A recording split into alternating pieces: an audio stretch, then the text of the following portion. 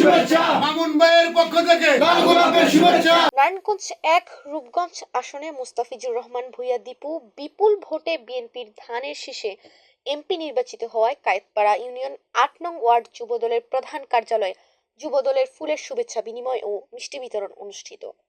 Kayetpara union ৮ নং word যুবদলের পক্ষ থেকে মুস্তাফিজুর রহমান দীপু ভাইকে সর্বোচ্চ ভোট দিয়ে আমরা জয়যুক্ত করেছি।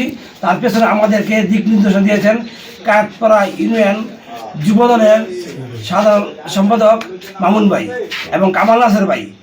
আমাদের যেভাবে দিক নির্দেশনা দিয়েছেন সেই দিক নির্দেশে কাজ করে আমরা এখন মুস্তাফিজুর দীপু ভাইকে বিপুল ভোটে পাস করেছি।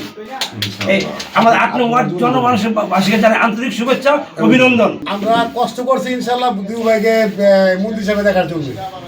তো আমরা আল্লাহ দিলে নারায়ণগঞ্জ ৫টা আসনের ভিতরে সবচেয়ে শ্রেষ্ঠ ভোট আমরা পাইছি ইনশাল্লাহ। মুস্তাফিজুর দীপু ভাইকে এমপি হিসাবে না, আমরা নারায়ণগঞ্জ জেলার ভিতরে মন্ত্রী হিসাবে দেখতে চাই।